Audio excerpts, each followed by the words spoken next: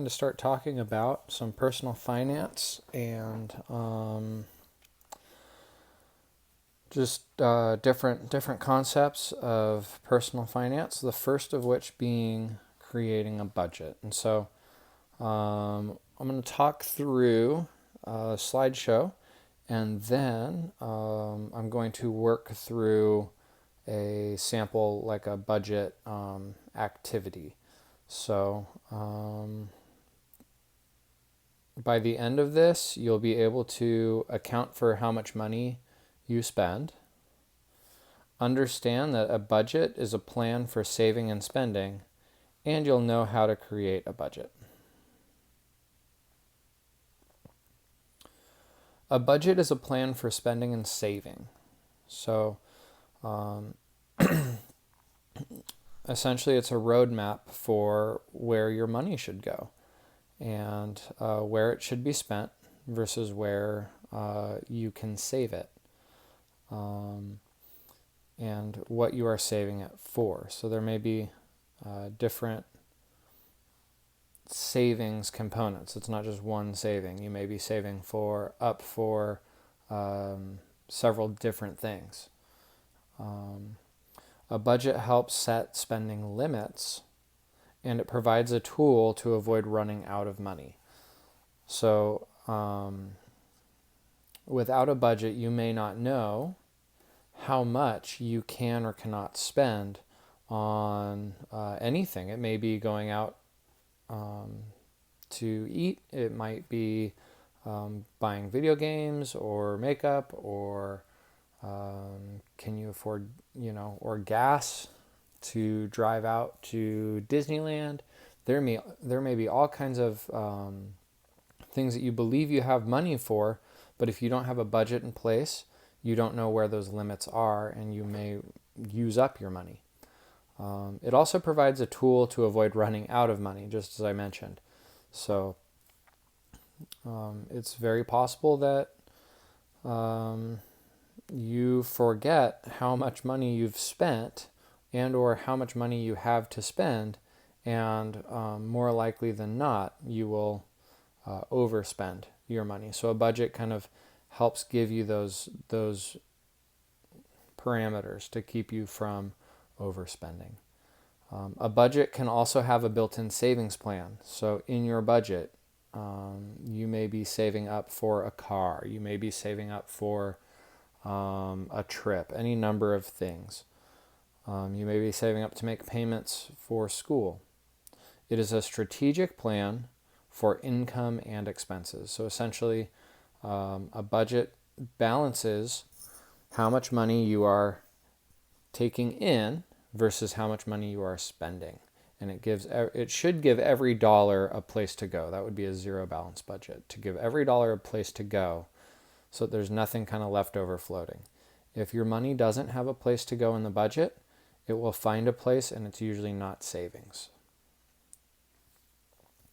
So when you're putting a budget together, it's really important to use accurate expense information.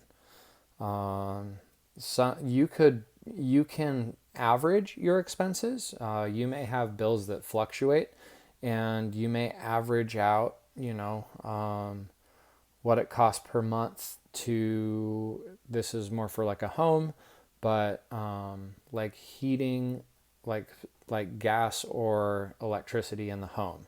Those may fluctuate with the seasons, and so you can either build a budget that takes into account and is adjusted for different months, different seasons, or you can build a budget out that is more geared toward like an average, and then saving the money on months that are low and applying it toward months that are higher, and setting aside an average every month. But it is important to use accurate expense information. And it's important to designate every dollar to a destination. So every dollar, money that is not tracked, will find a way to disappear. If you're not keeping track of it, if you're not putting it in a place, it will disappear. You will spend it on who knows what, cheeseburgers and stuff. It will disappear. And another big component of a budget is to plan for expected and unexpected costs. There are some things that you can expect, but there are some things that you just that may arise that are unexpected, and so it's important to set aside in your budget some money for those unexpected costs. And then you need to be willing to adjust your budget as you go. A budget is not a fixed one-time only document. It is kind of living. It's like a living document. You can adjust it and change it as you go depending on your circumstances. And an old budget with new financial differences, again, if you don't track the money, if you get a raise at your job and you don't rebudget that money that more money that you're making, you'll go, oh, where is that money? Because I don't see it, because you haven't designated it anywhere. It will find a place to go. You won't feel like you're making more money.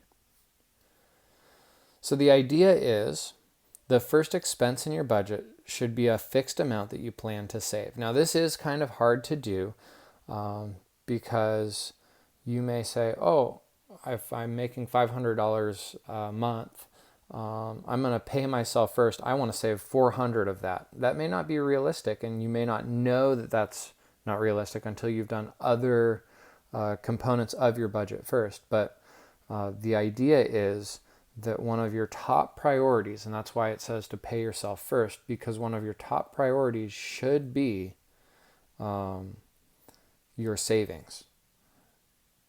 And just like this, this habit makes saving a priority instead of an afterthought. So paying yourself first is just the idea that your savings should be the first place where you're designating your money. It should be the first thing that we're thinking about in our budget, and as we put our budget together, instead of thinking about it after.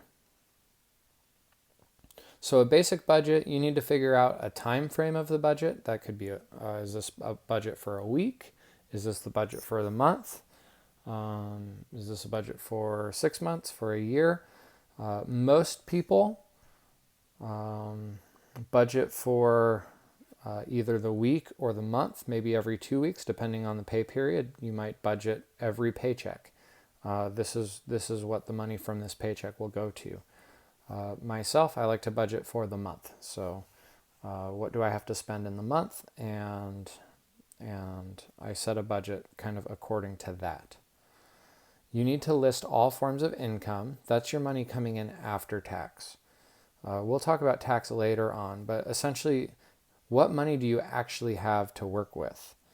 Like, it won't do you any good to budget money that you don't have, like money that you made that went to taxes. You need to budget the money that you actually have to work with. And then you add up that total income. So if you're babysitting, plus you have a part-time job, plus you mow lawns on the weekends, whatever it is, any kind of money that's coming in, you would add all that up to get your total income.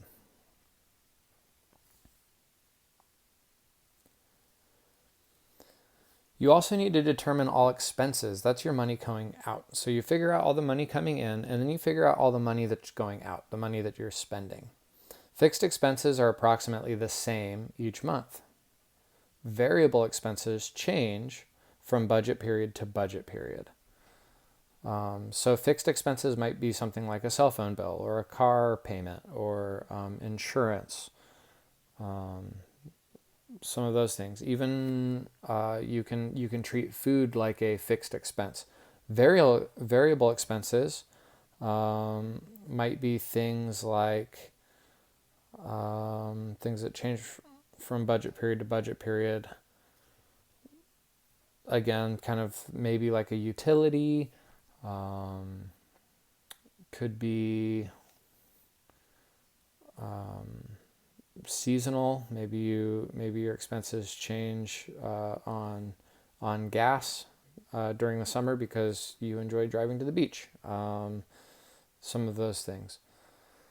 And then occasional expenses occur infrequently, such as vacations, car expenses, and holidays. So some of those, like buying for gifts for a holiday or a birthday. Car expenses, if something breaks, you need to fix it. Vacations, you're not taking vacations every month. If you are, please tell me how you're working that out because I'd like to know and do the same. But those occasional expenses, you do want to factor those in, but they're infrequent. So in creating this budget, the more realistic your expenses are, the more accurate your budget will be. So you add up all of your total expenses, and then you subtract those expenses from your income.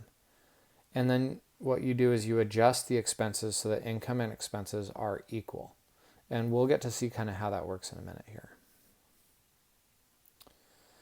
In terms of maintaining a budget, you need to continue tracking your spending and adjust your budget as needed. It may be pretty general at first, and then as you've gone through a couple months with a budget in place, go back to it and make the adjustments that you need to make. Major changes in income or expenses may require you to rework your budget. So if you get a new job and it pays more, or if you are out of work for a little bit, you need to rework that budget. Or if you take on a new expense, maybe it's a new car, or your insurance goes up, or you want the newest cell phone, but it's going to be an extra $30 a month or whatever it is. Go back and rework your budget.